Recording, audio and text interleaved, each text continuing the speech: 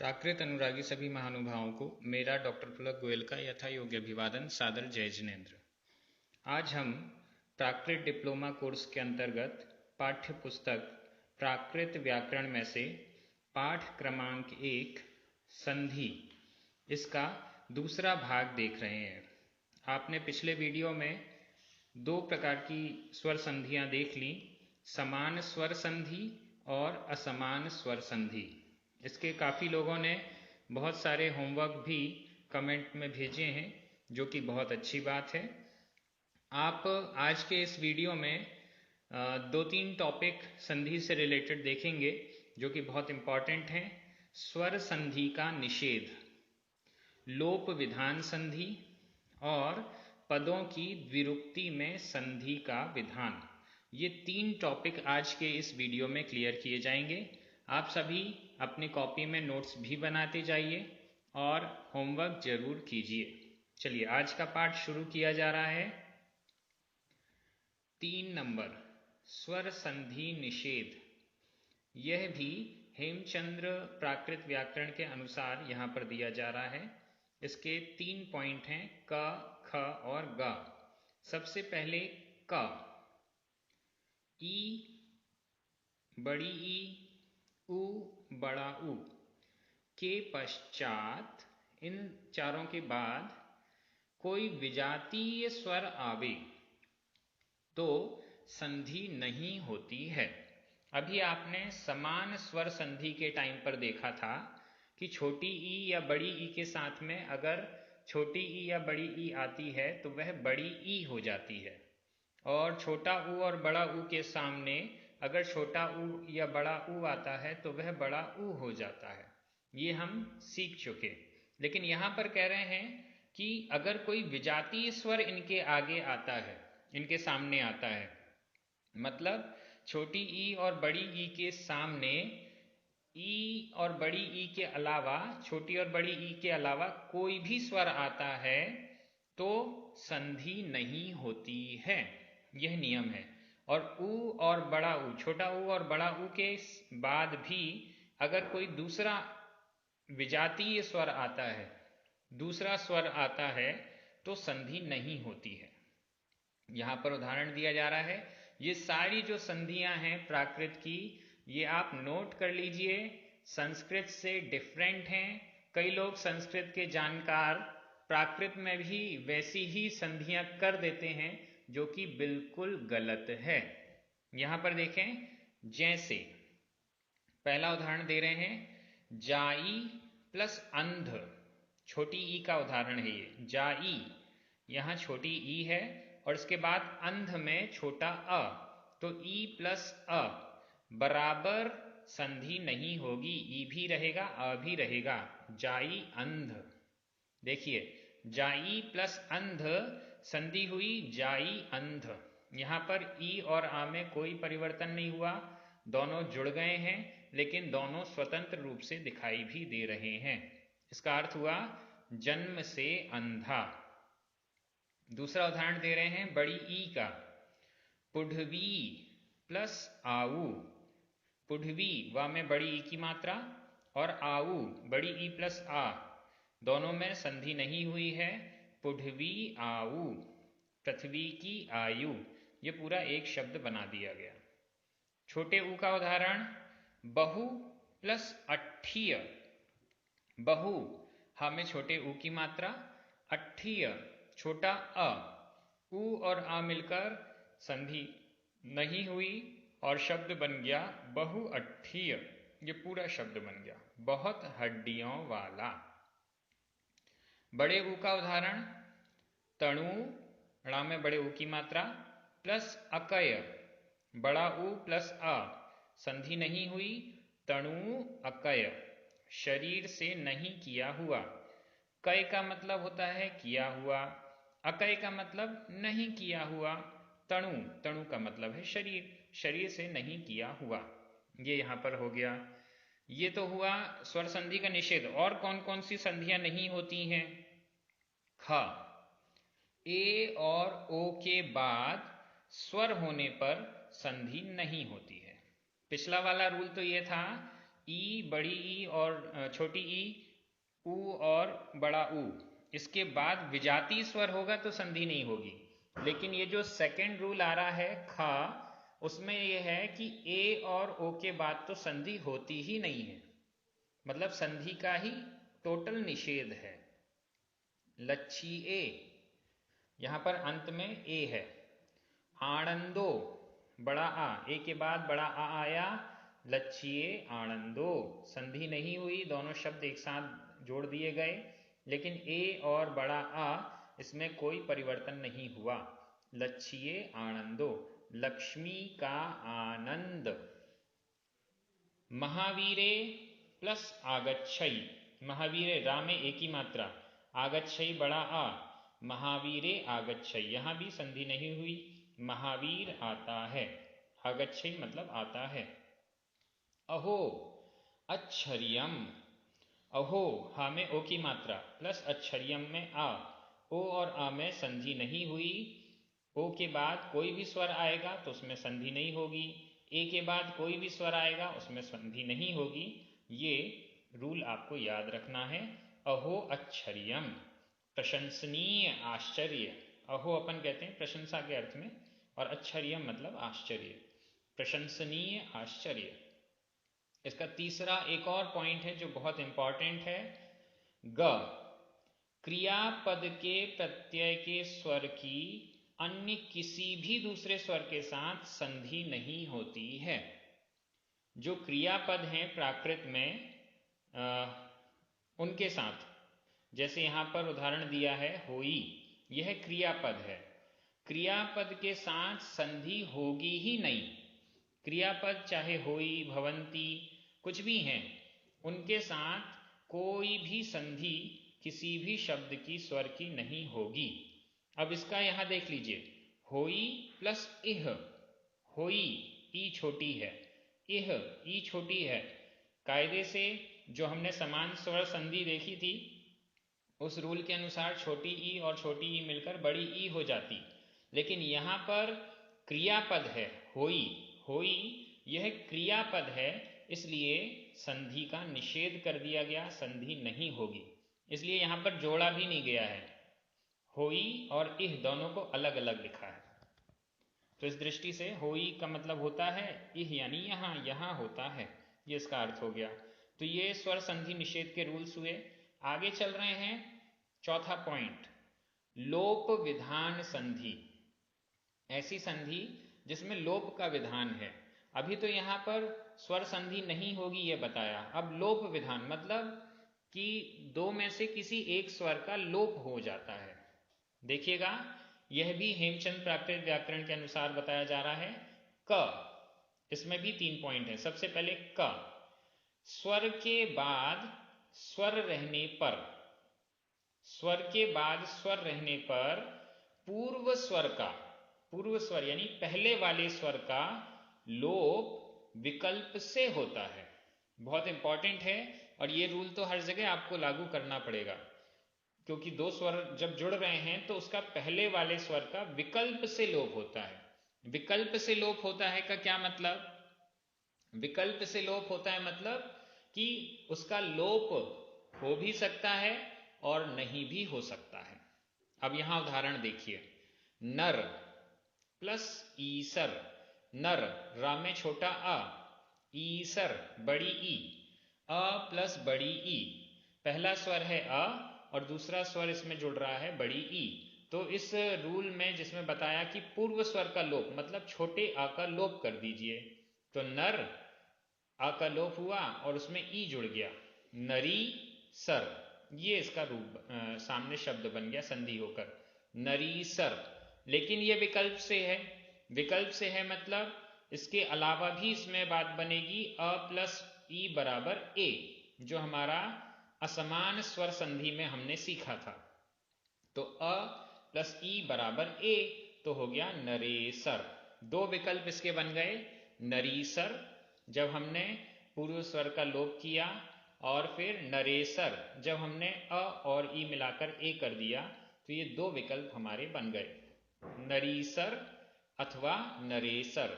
नर का स्वामी, ईसर यानी स्वामी, नर का स्वामी। दूसरा यहां पर उदाहरण दे रहे हैं, महा प्लस इसी। महा बड़ा आ, इसी छोटा ई। इसमें सबसे पहला स्वर बड़ा आ, तो इसका लोप कर देंगे तो महा। हा में फिर बड़ा आ हट गया, उसकी जगह इसी का ई जुड़ गया, मही। और सी, महिसी, महिसी, यह शब्द बन गया। और दूसरा विकल्प में जब बड़ा आ और ई मिलाकर ए कर देंगे तो महेसी, महिसी अथवा महेसी। बड़ा इंद्र, ये इसका रूप बन गया, महिसी अथवा महेसी। मुझे लगता है कि आपको ये समझ में आ रहा होगा, और मैं कोशिश तो ये कर रहा हूं कि बड़ी सरलता से आप समझ पाएं। तीसरा उदाहरण, सासण, ड़ा में छोटा आ प्लस उदय, उ, आ प्लस उ। यहां पर आ का लोप हो गया तो उ इसमें मिल गया सासणुदय। यहां पर आगे पीछे लिख गया है पुस्तक में सासणुदय, ड़ा में छोटे उ की मात्रा बन गई, सासणुदय। और जब उसका लोप हमने नहीं किया, उसको जोड़ दिया तो अ प्लस उ बराबर ओ, तो सासणोदय, सासणुदय, सासणोदय, ये दोनों रूप बन गए। शासन का लाभ, उदय यानी लाभ। महा प्लस ऊसव, महा बड़ा आ, ऊसव बड़ा ऊ, दोनों मिलकर बड़े आ का लोप हो गया तो बड़ा ऊ हा में मिल गया, महूसव। अथवा बड़ा आ और बड़ा ऊ मिलकर ओ होता है, महोत्सव। ये दो रूप इसके बन गए, महोत्सव अथवा महोत्सव, महा उत्सव। इसके बाद इसका सेकंड पॉइंट, ख, ए ओ से पहले, ए और ओ से पहले अ आ, छोटा आ या बड़ा आ का लोप हो जाता है। क्या मतलब, छोटा आ, ए और ओ से पहले अगर छोटा या बड़ा आ रहा है तो उसका लोप हो जाता है। ठीक है, ए और ओ से पहले, पहले अपन ने देखा था छोटा आ और ई, छोटा आ और उ, इसको हमने जोड़कर देखा था, ए और ओ को जोड़कर नहीं देखा था। तो छोटा आ और बड़ा आ के साथ में जब ए और ओ आता है तब क्या होता है, तो छोटे आ और बड़े आ का लोप हो जाता है। यह पिछल प्राकृत व्याकरण में प्रश्न नंबर 251 पर इसका रूल बताया गया है। जल प्लस ओह, जल, ला में छोटा आ, ओह ओ, आ और ओ मिलकर आ का लोप हो गया और ओ उसमें जुड़ गया ला में, तो बना जलोह, जल का भंडार। ओह यानी भंडार, जल का भंडार, जल का समूह। नव, वा में छोटा आ, एला, ए, आ और ए मिलकर आ का लोप हो गया और ए रह गया, नवेला। ये बहुत इजी है, लेकिन ये रूल आपको याद रखना पड़ेगा। नव, वा में छोटा आ और एला का ए मिलकर आ का लोप हुआ, ए रह गया, नवेला। इलायची का नया पेड़, नव का मतलब होता है नया, एला मतलब इलायची का पेड़, तो इलायची का नया पेड़। वण प्लस ओली, वण, ला में छोटा आ, ओली में ओ, आ का लोप हुआ, ओ जुड़ गया, वणोली। वन की श्रेणी, ओली यानी श्रेणी, पंक्ति, वन की श्रेणी।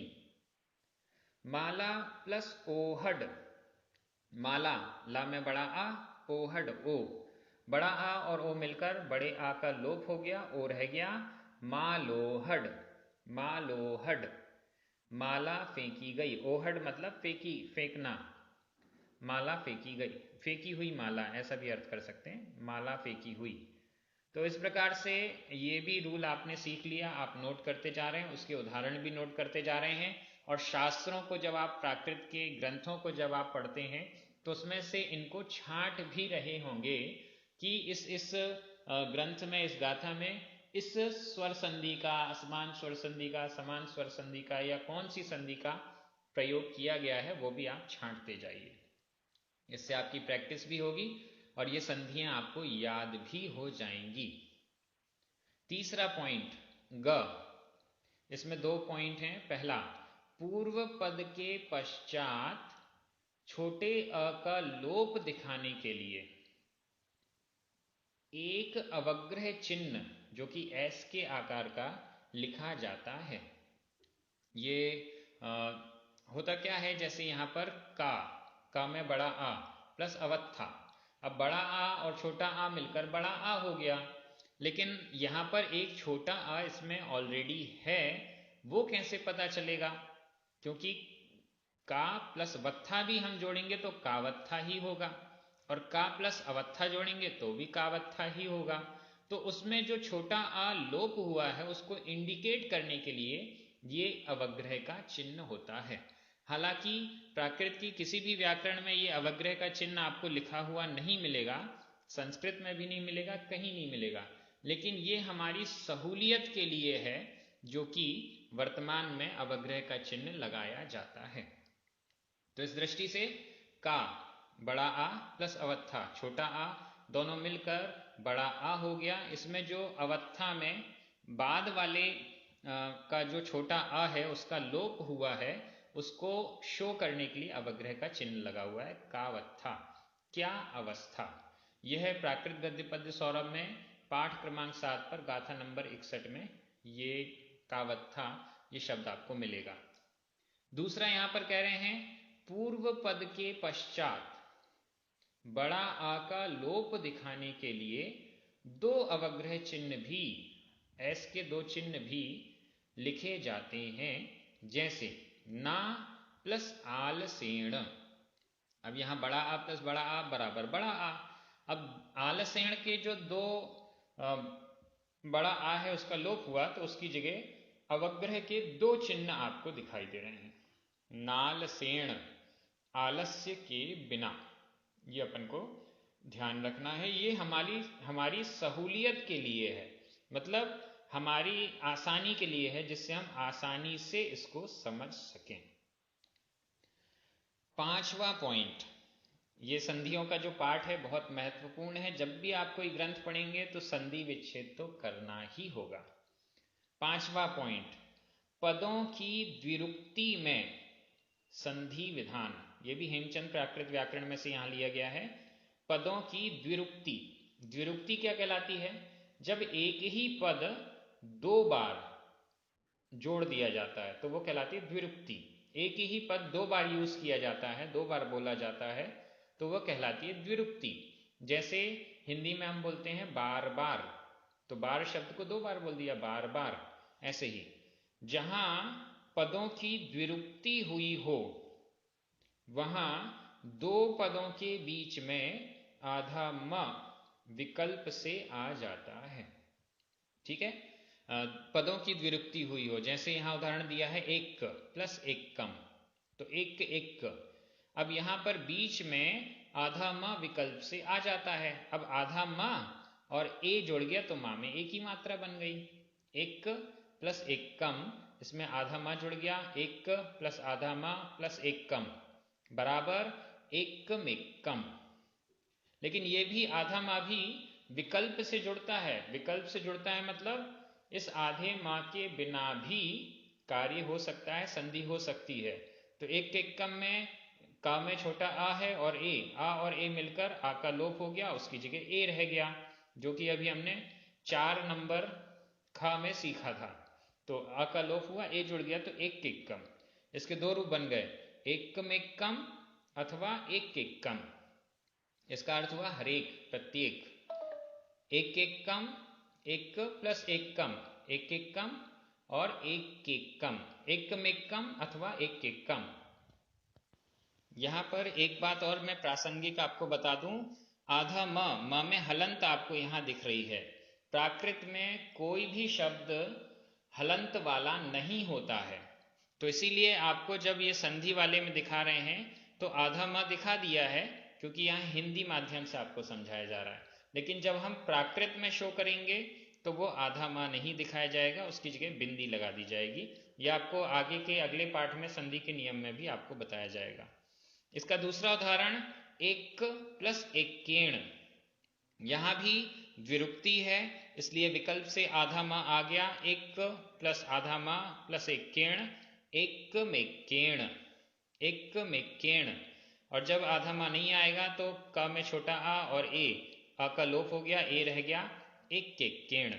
एक में केण अथवा एक के केण, हर एक से। इस प्रकार से ये दोनों ही आपने समझ लिए हैं।